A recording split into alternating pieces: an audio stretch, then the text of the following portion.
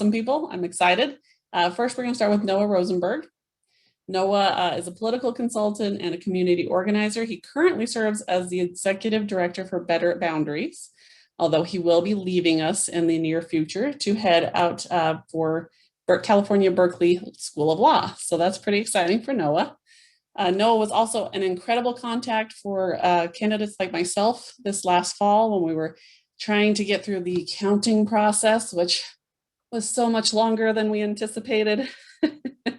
With all of the COVID restrictions, it was like, let's make a deal every day, just hitting that button, waiting to see what came up. So Noah was fantastic at helping us understand how many votes were still have to be counted, where we were at in the process. So very helpful.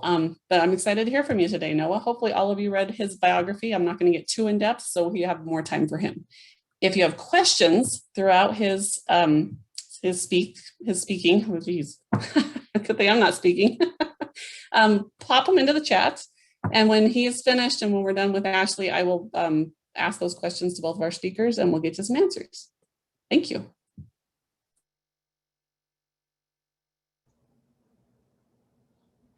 Awesome. So with that, why don't we dive right into redistricting stuff?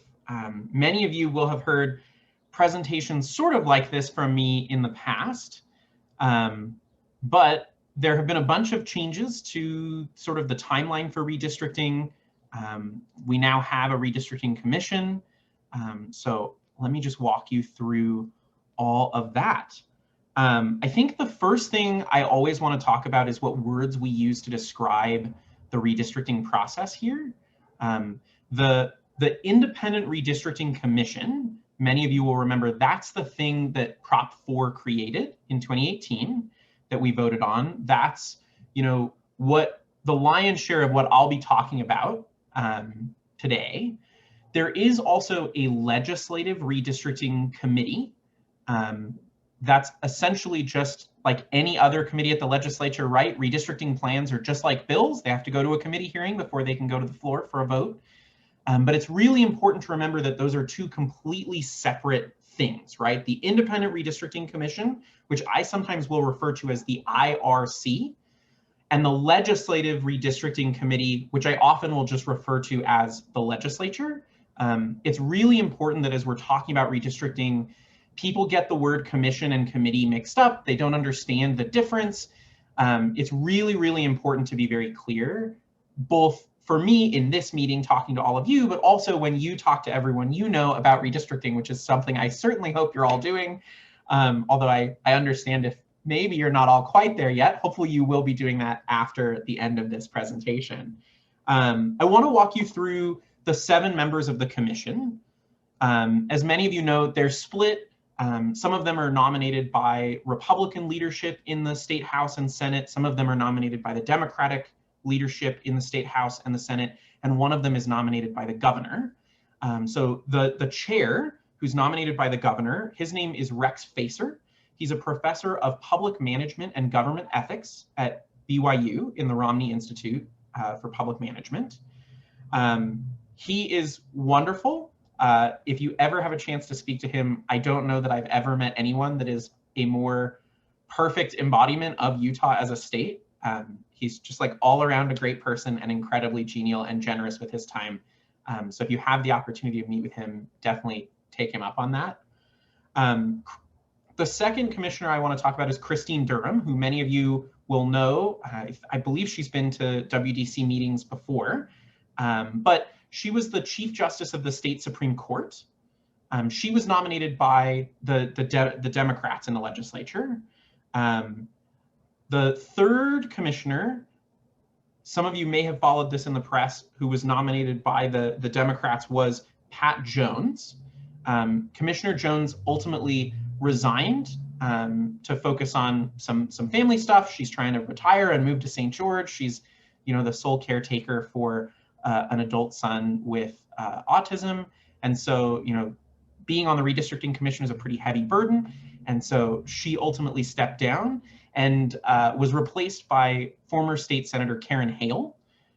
So many of you will have also met Karen. I think she's also been to a number of the WDC meetings. The fourth of our 7 commissioners is former Judge Bill Thorne. Judge Thorne was a judge on the Utah Court of Appeals and also on the 3rd District Court and 3rd Circuit Court at the state level here. He's filling one of the unaffiliated seats. So he was appointed by the Democrats, but he is not registered with any political party. He has not participated in party primaries or caucuses. And there's 2 commissioners like that on here. So I'll talk about the other unaffiliated commissioner here next, which is Jeff Baker. Jeff Baker, I think a number of you have probably met at Better Boundaries events. He gathered signatures with us way back in 2017. But he is a GIS specialist in the Davis County Clerk's office. So GIS is the mapping software that you use to basically make redistricting plans, but also do anything else you might do with a map, right? The county clerks use it to draw precinct maps, which I'm sure many of you have used over the years. But basically, it's the catch-all mapping tool. And Jeff is the unaffiliated commissioner who was appointed by the Republican leadership in the legislature. The 2 Republican-appointed commissioners were former Congressman Rob Bishop and former State Senator Lyle Hilliard. So that's the 7 of them. And it's really important to remember, right, that there are a whole bunch of rules about what they can do while they're serving on the commission and also how they pass maps. There's a bunch of ethics rules in place to make sure that they're conducting their business in an open and transparent way. So even if, not everyone will love all 7 commissioners, I think I can say that with some certainty, but I do think it's really important to remember that there's this sort of safety net of a process set up to make sure that whether we love all 7 of them or not, we as Utahns can all have confidence in the product that they ultimately produce. So with that, I also want to talk about the thing that has consumed sort of the first 2 meetings of the commission so far, which is staffing and hiring. As you know, 7 folks who, some of them have experience with redistricting in the past, some of them have never worked on a redistricting process before. Only Jeff Baker has technical knowledge about the software system you use to do redistricting. And so they really are going to need a good support staff, both to help them draw those maps, but also to walk them through the laws and rules about how those maps can be drawn and to facilitate public input in the process, right? So they have already hired, as part of their last meeting, they hired an executive director whose name is Gordon Haight. He comes to them by way of, he's the assistant city manager for the city of Harriman. And now that he's in place, they'll probably also hire some additional staff in terms of technical support, in terms of facilitating their Zoom meetings. They've also got RFPs out right now, which RFP is a great government acronym called Request for Proposal. So essentially, that's how the government hires contractors as opposed to employees, right? Those RFPs are out right now for 2 types of legal counsel. One for a general counsel that can advise the commissioners on just general legal matters as they conduct their business, everything from the Open and Public Meetings Act all the way through the more technical redistricting things. And they've also got an RFP out for a voting rights counsel whose specialty will be the Voting Rights Act. I'm sure many of you are following the national developments with the Voting Rights Act, HR1, SR1, the John Lewis Voting Rights Bill. I think all of those developments are really important and have a lot of influence on our redistricting process, but also all the other 50 states, or the other 49 states, I should say. And so it's really important to have an attorney who can advise them very specifically on just those Voting Rights Act matters.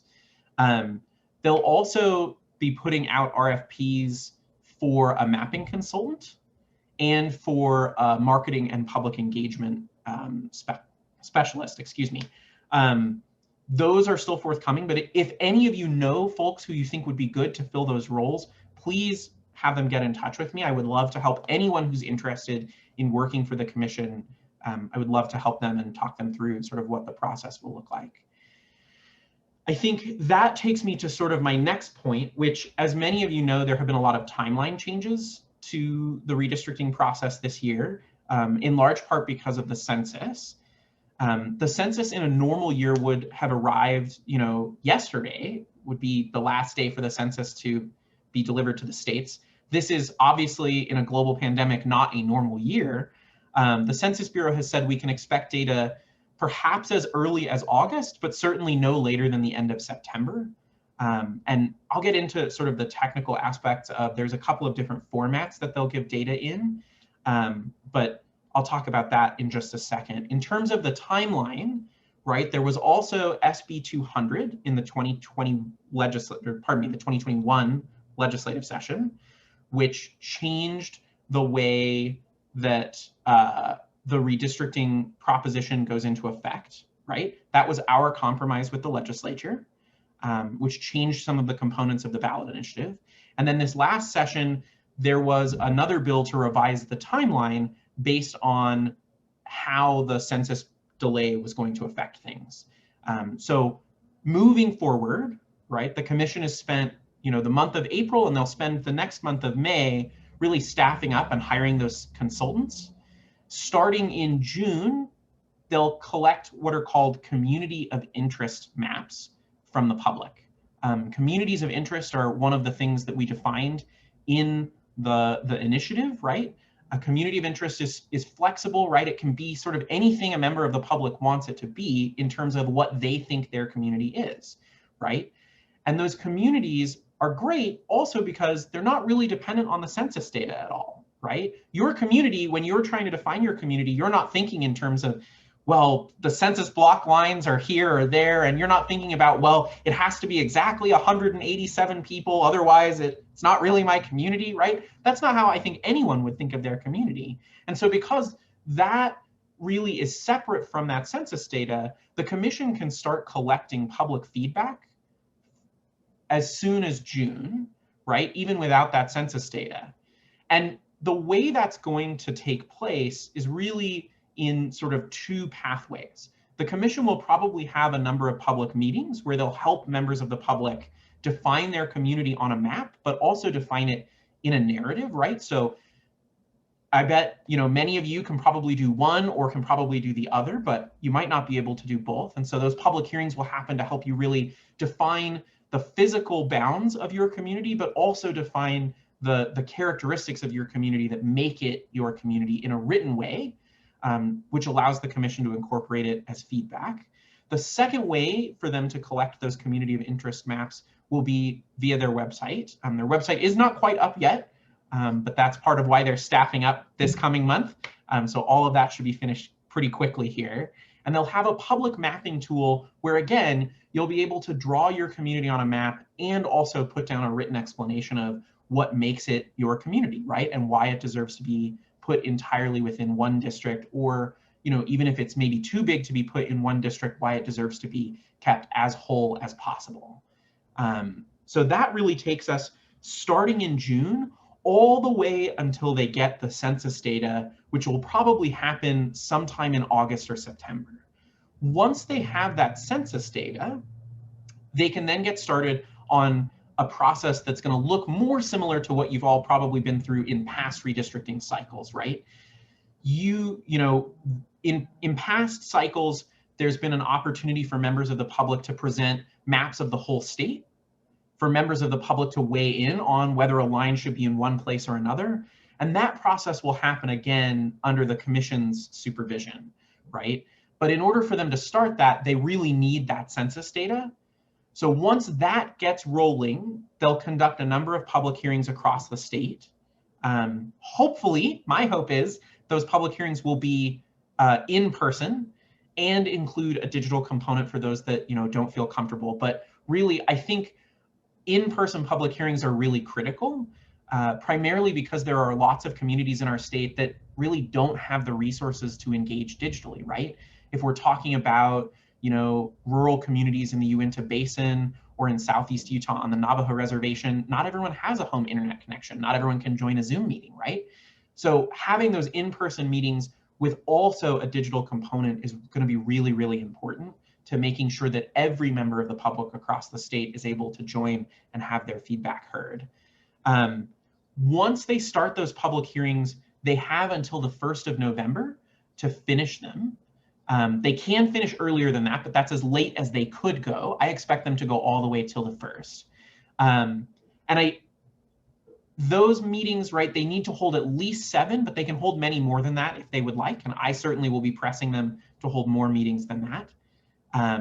I think once they finish those public hearings, they have until the 15th of November to finish their maps and turn those maps over to the legislature along with a detailed written report, right? Unlike in past redistricting cycles, they're not just going to turn in a map.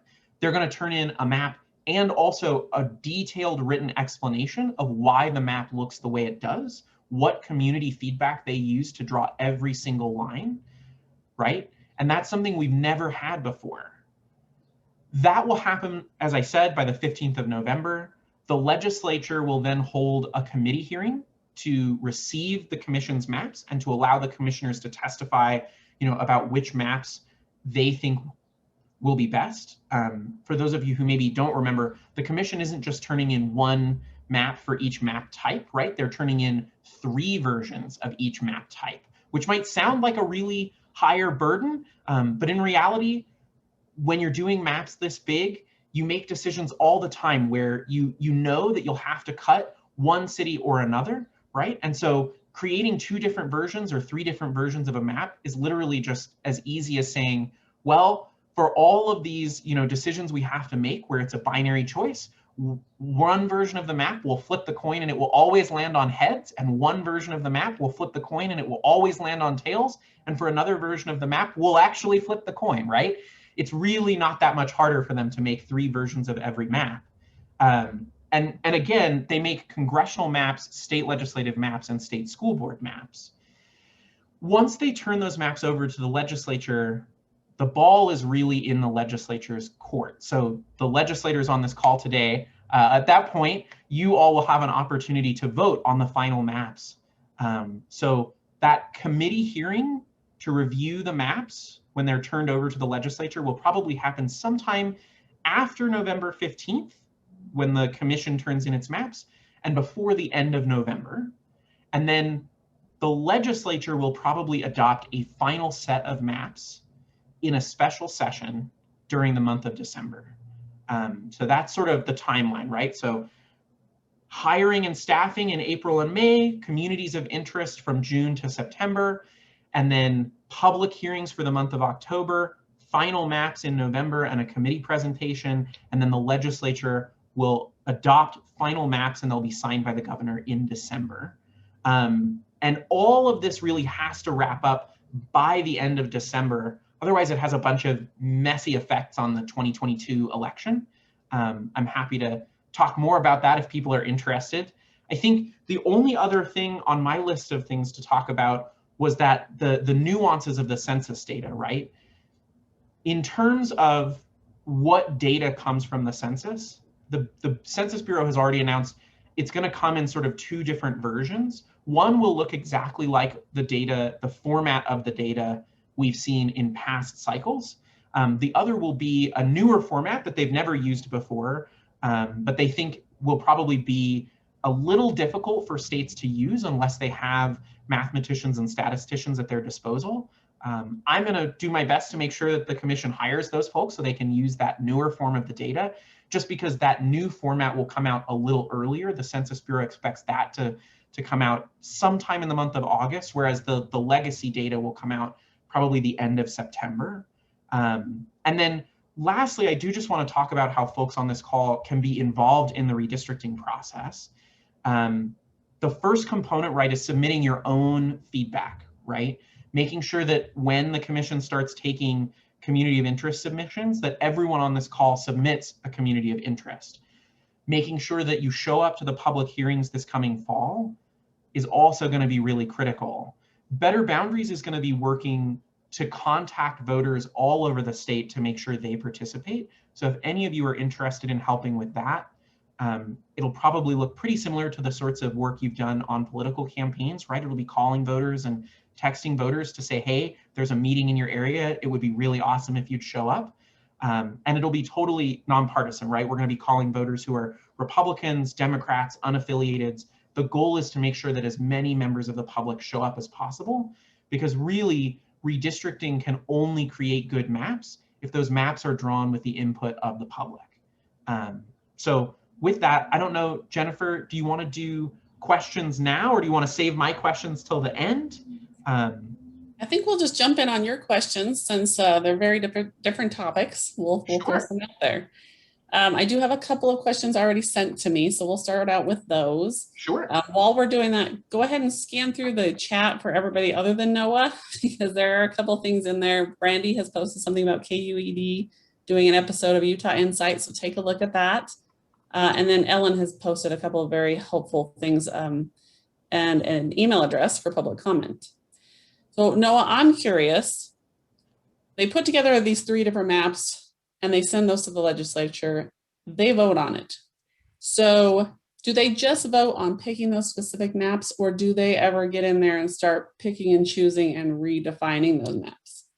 So that's a really good question. The legislature, as part of Prop 4, and also, right, this continues through our compromise with the legislature, but it was always part of the original initiative, that the legislature would get to choose the maps, the final maps. And they've always had the ability to say, you know, these commission maps don't really work for us, we're going to draw our own. I think there are a couple of things to remember here, though. I think first is, you can see very clearly from the caliber of person who was appointed to the Independent Redistricting Commission, those are not the kind of people who get appointed to do this kind of work if the intent is to just completely disregard the work they do, right? Lyle Hilliard and Rob Bishop, I think, are very much looking forward to their golf game in retirement. And so, you know, they're not the kind of people you rope back in if your goal is to just say, well, they made something by a vote of the members and that's nice and all, but we're not going to do it. I do really think, though, there will be a component of making sure legislators know that members of the public want a commission map, right? And there are a number of standards that apply to a commission map that won't apply if the legislature decides to draw their own, that are really, really critical, right? Those are things like a commission map cannot unduly favor or disfavor a political party or a candidate, right? They can't draw a map using partisan data, right? They have to be completely blind to how many registered voters in a particular proposed district would be Republicans or Democrats or unaffiliated, right? They have to be completely blind to how voters in that area voted in the past. That's not necessarily true of a legislatively drawn map, but it really falls to all of us, right, to talk to our legislators to make sure that they understand we as Utahns, Republicans, Democrats, unaffiliated, obviously in this meeting, mostly Democrats, right? But all of us want a commission drawn map to be the final map, right? And I think, you know, when it comes to whether or not that ultimately happens, I think that really hinges in the same way that every component of this initiative up to this point has hinged on this. It hinges on our work, right? I don't think any of us can afford to sit on our hands and say, well, you know, we passed an initiative, the legislature did a compromise, we're done, we're just going to let the IRC, you know, sort of run on its own, right? Like, if we had done that earlier in the signature gathering phase and just said, well, like, look, somebody started an initiative, I don't need to help with it, it'll be fine. You know, the initiative wouldn't have made it on the ballot. If we'd done that in the campaign phase and says, well, they made it on the ballot, I'm sure they'll be fine. We don't need to call voters. We don't need to talk to our friends and remind them to vote for this initiative. There's no way we would have passed, right? And in that exact same way, it also falls on all of us to be doing the work now.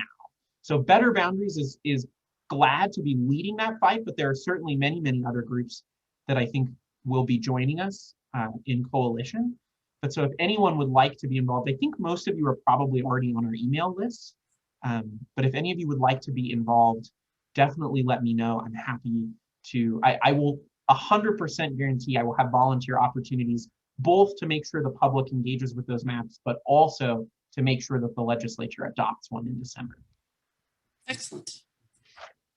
Janet Cook sent us a couple of questions. One you've kind of addressed, but she's asking, how can citizens have the greatest effect on redistricting? She's also wondering, are they using any of the League of Women Voter maps? So in terms of how can citizens have the greatest impact, I think I've talked about this a little bit, right? But a lot of it goes beyond just submitting your own map. it goes to talking to your friends and neighbors and making sure they're submitting maps. And then also participating with organizations like Better Boundaries, like the League of Women Voters, like the ACLU of Utah, as we work to contact voters around the state to make sure they're also submitting maps, right? I think that's the way we can have the greatest impact. And that what that looks like is really sort of like a political campaign model, right? In the same way that we work to get people elected, we're also going to be working to make sure voters participate in the map making process, just like we would if this were an election. And then I think the second half of that question, can you just repeat that, Jennifer? She had asked if the League of Women Voter maps would be utilized at all. So the League of Women Voters is going to have a mapping tool. And I know the League is also planning to prepare some maps of their own. Those will be submitted to the commission and the legislature, just like any other map from the public, right? But I will say the League has always been one of our strongest allies at Better Boundaries in terms of making sure that we've, been successful all the way along this process. If the League is your preferred venue for volunteering and being involved, definitely get involved with the League. I think they will have a lot of good and productive work. I think many of you saw, right, it was like National Redistricting Day yesterday. So there's lots going on. But if I can be helpful, if you have questions for me, I'm always happy to be helpful. The League is also a wonderful, wonderful resource. Excellent. One final question that I have. How does the county level redistricting process work? Yeah, so the county level redistricting process is really totally separate from the state level redistricting process, right? It uses the same underlying data from the Census Bureau, but the way those maps get drawn will vary widely from county to county. So Salt Lake County has an advisory independent redistricting commission, just the same way we do at the state level. So their maps will be drawn first by an independent commission and then ratified by their county council. Every county is going to be a little bit different though, right? There are many counties in the state where they have county commissioners who are elected at large, so they don't have any districts at all, right? Redistricting will only happen if you have a drawn district. So if you're the governor or the county commissioner or the mayor of a city, you don't have to redraw your district map. I would really encourage folks, get involved, go to your county council meetings. If you care about redistricting at the county level, right now, almost all of the counties are talking through how they're going to handle this. Some of the counties, right, have said we want to try and keep our maps about the same as much as we can. I'm sure all of you have views on whether that would be the right thing to do in any given place or not. But definitely get involved, go to your county council meetings. They'll all be online right now. Excellent. Thank you so much, Noah. You always have so much information and you're so thorough. I really appreciate you joining us today. Well, thank you. And if anyone has, if you wake up in the middle of the night with a technical question that you're like, wait, I should have asked that. I'm going to post my phone number and my email address in the chat. Feel free to send me a text message, an email. I'm always happy to talk through. Some of this is really extremely nerdy policy stuff. But I'm always happy. I am your nerd on redistricting stuff. So if you have questions, definitely let me know. Excellent. Thank you so much. We are going to shift gears now to a little lighter subject. We're going to hear from Representative Ashlee Matthews. I was pleased to work with her in our campaigns. We worked together. She's one of the most genuine people. As she works UDOT and has been there for 10 years. She's a mom. And if you'll pardon my language, she's one of those moms that gets shit done. She really hit the ground running when she started this year. And she's passionate about bees. As I got to know her through the campaigning process, I was aware of that with her. And I'm excited to say she got some legislation passed, and we're going to hear about that from her today. If you have any questions, please post them in chat and we will absolutely ask them. Thank you. Ashlee? Thank you so much. Yes, it is going to be quite a shift from technical, political, passionate kind of stuff. I'm just here to talk about bugs and flowers. So happy May Day. So I'm still not very good at this. So I have all these notes here so that I don't forget something. I probably still will. So my apologies in advance. But so as a gardener and a beekeeper, Jennifer's right. I love my bees. I love what they're able to do for my garden. We noticed once we got our bees, the output of our garden, I mean, really almost tripled. So we would go out and be working in the garden, and every single blossom on every single tree and plant and vine and bush was just, I mean, you can stand under my apple tree and you can hear the buzzing, like the whole tree is moving. And so it's not a secret, it's not a surprise. Everybody knows that, you know, if you want to grow food, you need bees. And so we got them to serve a purpose. And then we ended up falling in love and being like, Noah's a nerd about politics, I'm a nerd about bugs. So so what HB 224 did is it mimicked a program called Lawns to Legumes that's been working in Michigan. The idea for it came to me from a friend who is more, we've been talking about bees in our little interview and a podcast that we've done. And so he asked if I'd heard about it. And, you know, we thought, how cool would it be to implement something like this here in Utah? There wasn't a lot of groundwork, I guess. A lot of the things that HB 224 does are kind of being done, but simultaneously in different places. So what this really does is it just kind of brings all of the big brains and all of the experts and biologists together, and they coordinate with the Utah Department of Agriculture and Food to kind of be more streamlined in the data that they're collecting and in the work that they're doing. So a couple of reasons why I feel like we had really good bipartisan support on this, and it's because, you know, everybody likes to eat, right?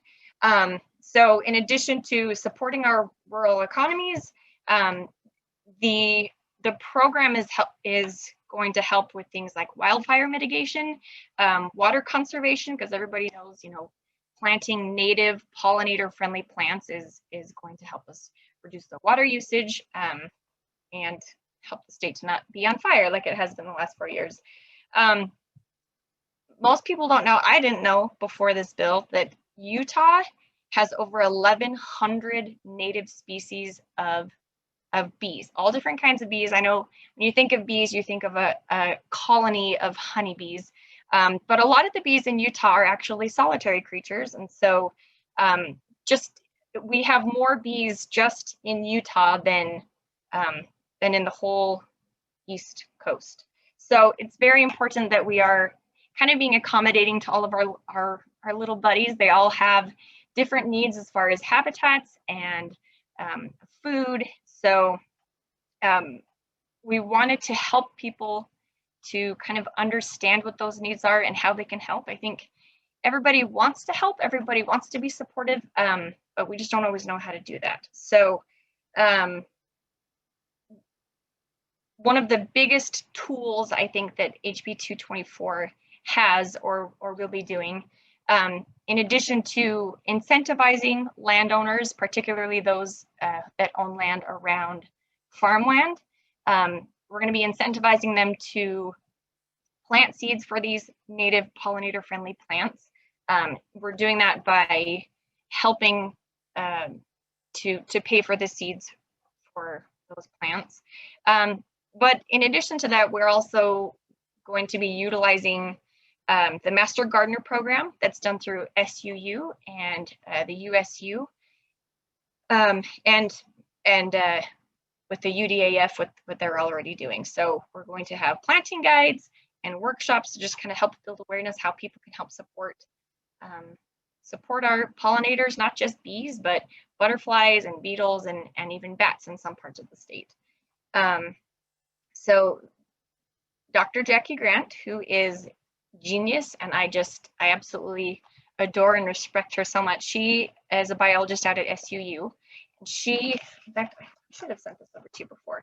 She is already doing a lot of this work. And so we were able to continue to fund the work that she's already doing and allow her to expand it, so that the data that's being collected and the programs that are being installed will be more of a kind of a hands-on, immersive program for the college students down there, which we thought would be important as well. And ooh, I'm glad I wrote this down. So part of that, we'll also be collaborating with local governments to create pollinator parks, which is something that I'm really excited about. Obviously, not just to support the pollinators, but we'll also be collecting seeds from these plants at the end of the year and using those to sell, which will help keep the program funded so that we can keep going. So I really just rambled around and was all over the place.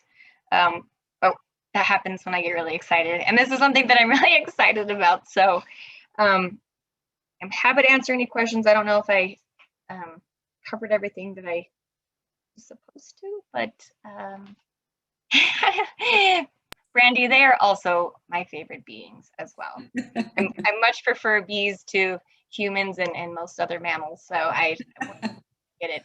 It should be noted as a completely side note, and my apologies to a couple of the attendees here, but most people don't know that a colony of bees is actually all women. The men don't live there. They just kind of fly around and scavenge from hives, but they don't really have a home.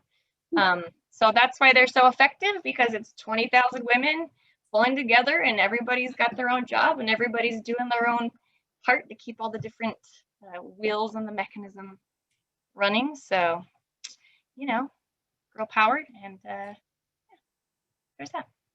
Fantastic. Thank you, Ashlee.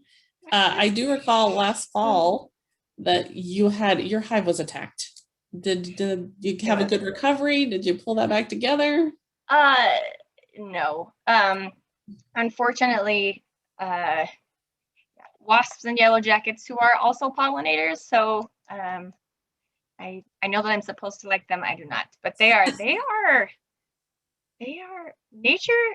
nature's very interesting, and I know we talked about that a little bit. I remember. Who cries over bugs? Me. I cry over bugs. But yes. Very sweet. Yes. Well, I'm sorry to hear that you didn't recover. That's right. We have a new colony, and I went out there watering my garden today. Everybody's working. Everybody's got a job to do, and so yeah. Excellent. Yeah. Dr. Brady is wondering, what are some simple things we can do in our own yards and gardens to help with our pollinators? Number one, most important thing, and some of my neighbors will hate me for this, but do not spray your dandelions. If you hate them, just mow them down. But I mean, for the most part, bees love them. I'm sure anybody that's walked around outside in your dandelions know. They don't, I had a neighbor, I posted in my little neighborhood Facebook group and thanked my neighbors for not spraying their dandelions as like, hey guys, thanks for not killing the bees. They really appreciate the free meals, you know?